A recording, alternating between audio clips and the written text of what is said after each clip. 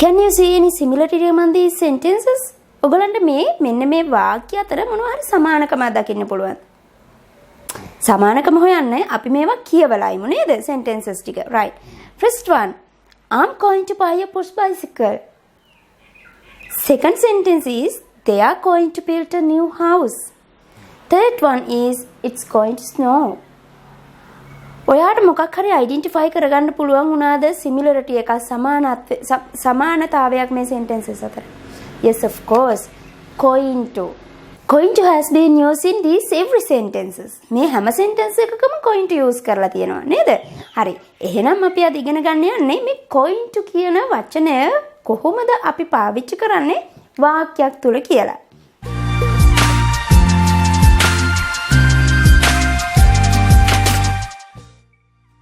ඉතින් අද පාඩමට යන්න කලින් මම කැමතියි ඔයගොල්ලන්ට අපේ පාඨශාලාව kids කියන YouTube channel එක ගැන මතක් කරන්න.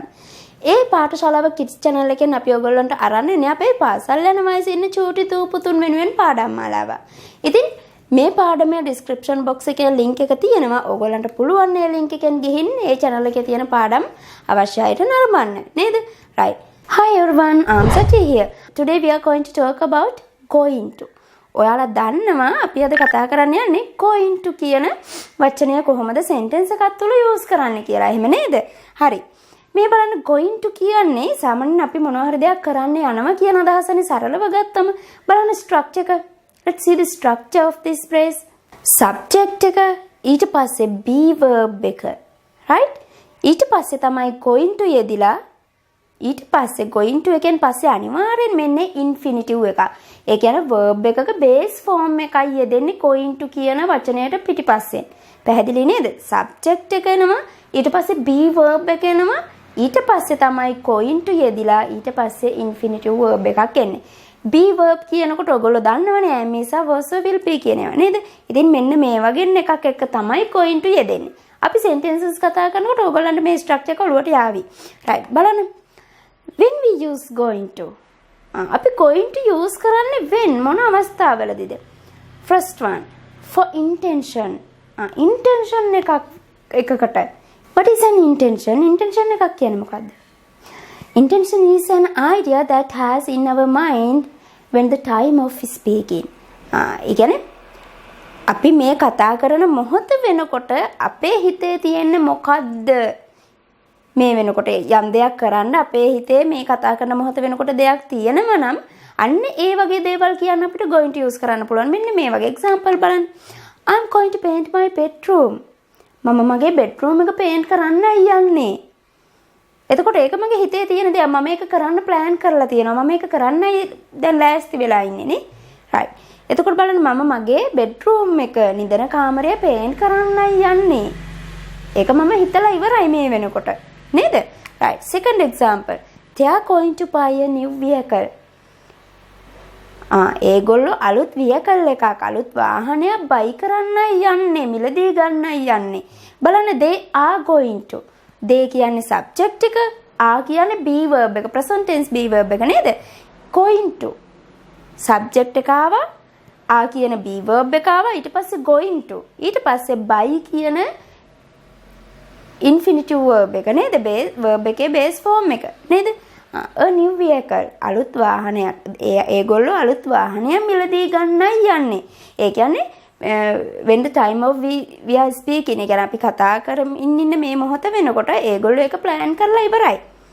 ඒක ඒ idea එක ඒගොල්ලන්ගේ තියෙනවා නේ? ඒගොල්ලෝ අලුත් වාහනයක් මිලදී ගන්න යන්නේ කියන එක. right. next example. I'm going to ride the bicycle to school. මම පාසලට ඉස්කෝලේට බයිසිකල් එක පැදගෙන යන්නයි හදන්නේ.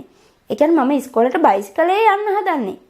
එතකොට බලන්න I කියන subject එක, am කියන present tense be verb එක, going to ඊට පස්සේ going to එකෙන් පස්සේ ride කියන verb එකේ base form එක එහෙම නැත්නම් infinitive verb එක. to වලට පස්සේ infinitive verb එකක් නේ. නේද? right. The bicycle to school. ඊළඟට අපිට පුළුවන් then we can use going to for prediction. prediction එකක් කියන්න අපිට going to use කරන්න පුළුවන්. prediction එකක් කියන්නේ මොකද්ද? it will be happen in future. කියන්නේ අනාගතයේදී ඒක මෙහෙම වේවි. අනාගතයේ සිද්ධ වේවි කියලා හිතන දෙයක් ගැන කතා කරන්න අපිට පුළුවන් going to use කරන්න. prediction එකක් කියන්නේ ඒකනේ නේ. right. එතකොට බලන්න it's going to rain. වහින්නයි යන්නේ. it's going to rain. ඒ කියන්නේ මේ වහීවි. තව ටිකකින් වහීවි. නේ? right. next example. it's going to snow. හිම වැටෙන්නයි යන්නේ. it's going to snow. නේ? එතකොට බලන්න මෙන්න මේ හැම sentence එකේම structure එක අපි අර මුලින් කතා කරලා structure එකටයි යන්නේ මේ හැම sentence එකක්ම නේද? right. next example. they are going to miss the flight. ඒගොල්ලන්ට flight එක miss වෙන්නයි යන්නේ. they are too late. ඒගොල්ලෝ ගොඩක් පරක්කුයි. so they are going to miss the flight. එතකොට බලන්න මෙන්න මේ විදිහට අපිට intention එකක් ගැන කියන්නයි prediction එකක් ගැන කියන්නයි going to use කරන්න පුළුවන්. ඉතින් මෙන්න මේ දැන් මම කතා කළ example sentences වල තියෙන්නේ present tense be verbs නේ. ඕගොල්ලන්ට අවශ්‍ය නම් මේක past tense වලට past tense be verbs දාලා sentence එක අවශ්‍ය වෙලාවල් වලදී වෙනස් කරගන්න පුළුවන්. නේද? it was going to rain කියන්න පුළුවන්. වහින්න යන්නයි තිබුණේ. ඒ කියන්නේ ඒක past tense එක. වහින්නයි යන්න කියන එකේ past එක. it was going to rain. it was going to snow. They were going to miss the flight. They were going to miss the flight. මෙන්න මේ වගේ අපිට past tense be verbs දාලා sentence එක past කරගන්නත් පුළුවන්. ඊළඟට මෙන්න මේ going to කියන එකේ not කියන එක නැත යන අර්ථය negative form එක අපිට create කරගන්නත් පුළුවන්. එතකොට එතනදී අපිට not කියන negative word එක අපිට add කරගන්න පුළුවන් අපේ be verb එකට. මේ be verb එකට add කරනවා අපෙන් not කියන negative word එක. ඊට පස්සේ going to යදනවා සාමාන්‍ය විදියට. බලන්න. I'm not going to paint my bedroom. මම මගේ bedroom එක paint කරන්න නෙමෙයි යන්නේ. බලන්න am කියන be verb එකටයි not එකතු කළේනේ. I'm not going to paint my bedroom. මම මගේ නිදන කාමරේ paint කරන්න නෙමෙයි යන්නේ. පැහැදිලි නේද? right. next example. They are going to buy a new vehicle. ඒගොල්ලෝ අලුත් වාහනයක් මිලදී ගන්න නෙවෙයි යන්නේ. They are not going to buy a new vehicle.